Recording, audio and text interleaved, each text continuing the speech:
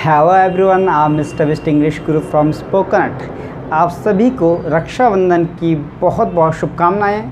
क्योंकि आज रक्षाबंधन है, इसलिए आज रक्षाबंधन से रिलेटेड कुछ वर्ड्स मीनिंग आपके लिए लेकर आया हूं। कुछ चुनिंदा वर्ड्स मीनिंग आपके लिए लेकर आया हूं। आइए जरा देखते हैं कौन कौन से वे वर्ड्स मीनिंग है। तो हमारे पास आज का जो पहला वर्ड है वो है जी रक्षाबंधन।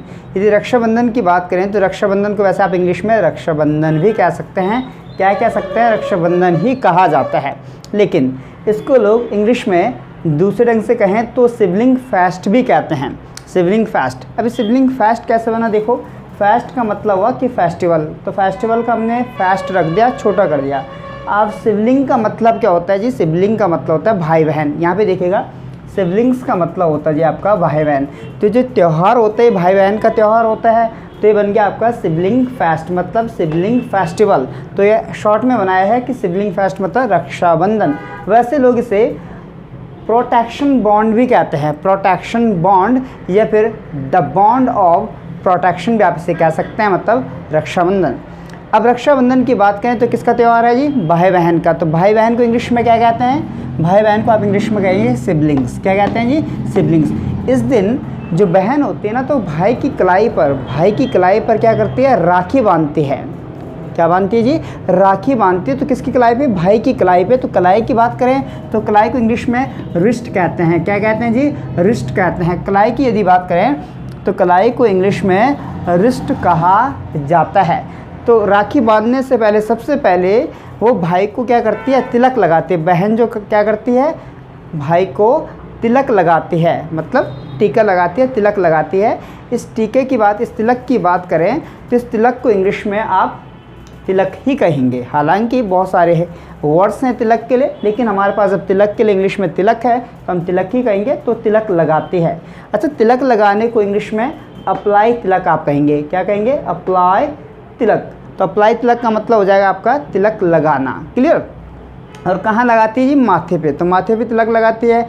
इसे बात करें तो इसको हम हेड कहते हैं। जो ये चीज़ है इसे हम माथा कहते हैं। तो माथे को यदि इंग्लिश में कहें तो माथे को इंग्लिश में फॉरहेड कहा जाता है।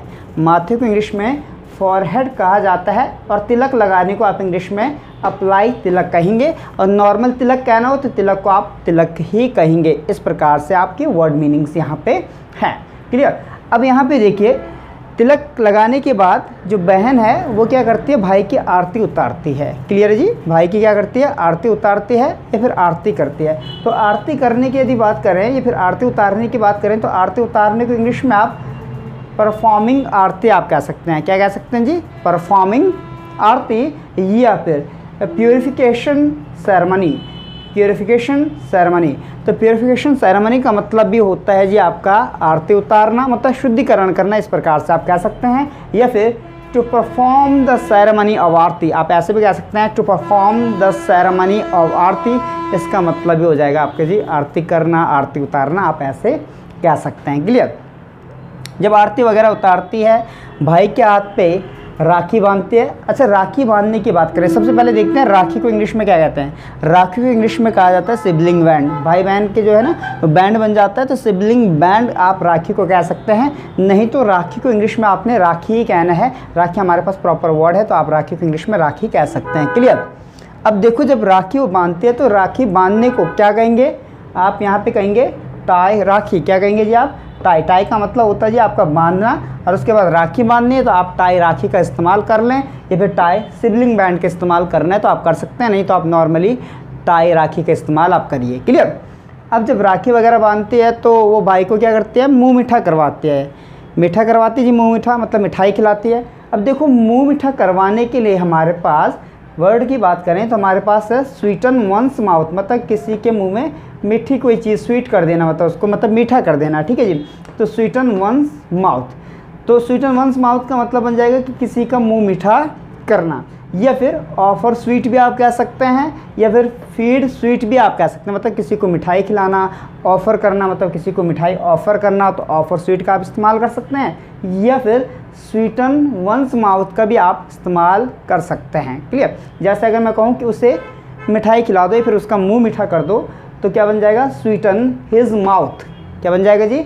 स्वीटन हिज माउथ, कि उसको मिठाई खिला दो, फिर उसका मुंह मीठा कर दो। तो इस प्रकार से आप इन वर्ड्स मीनिंग का इस्तेमाल कर सकते हैं। जैसे सिबलिंग फेस्ट हो गया आपका रक्षाबंधन, या फिर रक्षाबंधन को आप रक्षाबंधन कह दो, या फिर प्रोटेक्शन भी कह सकते हैं आप, किसका प्रोटेक्शन बॉन्ड भी कह सकते हैं, या फिर द बॉन्ड ऑफ प्रोटेक्शन भी आप कह सकते हैं। क्लियर, मतलब रक्षाबंधन। अच्छा, तिलक की बात करें तो तिलक को इंग्लिश में तिलक कहेंगे, और लगाने को कहें तो अप्लाई तिलक आपका बन जाएगा। माथे पे लगाते हैं तो माथे को इंग्लिश में फॉरहेड कहा जाता है। यदि भाई बहन की बात करें तो भाई बहन को इंग्लिश में आप सिबलिंग्स कहते हैं। यदि कलाई की बात करें तो कलाई को इंग्लिश में रिस्ट कहा जाता है। और अगर राखी की बात करें तो सिबलिंग बैंड भी आप कह सकते हैं, नहीं तो हमारे पास राखी तो हमारे पास वर्ड ऑलरेडी, राखी हमारे पास वर्ड है। क्लियर। यदि बात करें आरती उतारने वगैरह की तो आरती उतारने को आप इंग्लिश में परफॉर्मिंग आरती कहते हैं, या फिर प्योरिफिकेशन सेरेमनी आप कह सकते हैं, या फिर to perform the ceremony of aarti आप कह सकते हैं। अच्छा, यहाँ पे एक चीज़ रहती है, देखिए यहाँ पे मैंने लिखा है स्नैक स्वीट। अब स्नैक स्वीट का मतलब यहाँ पे मैंने घेवर लिखा है, नहीं तो घेवर को वैसे घेवर ही कहा जाता है। जो नाम दिया गया ना, तो नाम को वैसे बदला नहीं जाता। अगर आप बदलना चाहते हैं तो लोग स्नैक स्वीट भी कहते हैं, नहीं तो आप घेवर भी कह सकते हैं। क्लियर। तो राखी के जो पर्व पे होता है, राखी के त्यौहार पे अक्सर लोग क्या करते हैं, घेवर वगैरह मिठाई का यूज़ ज़्यादा करते हैं, मतलब इस्तेमाल करते हैं। तो ये आपके पास कुछ वोकेबलरीज थी, मतलब कुछ वर्ड्स मीनिंग आपके लिए राखी से रिलेटेड, मतलब रक्षाबंधन से रिलेटेड लेकर आया था। तो ऐसे ही मैं कुछ ना कुछ नई नई वीडियोज़ आपके लिए लेकर आता रहूँगा। वीडियो अच्छी लगी हो तो लाइक करें, शेयर करें, सब्सक्राइब करें, और आगे मतलब हमेशा ही ऐसे ही नहीं कि आज ही देखना है, हमेशा ही कोशिश करें कि वीडियोज़ को देखें और पूरी वीडियोज़ को देखें। ऐसे आपके लिए नई नई वीडियोज़ लेकर आता रहूँगा। तब तक के लिए नमस्कार।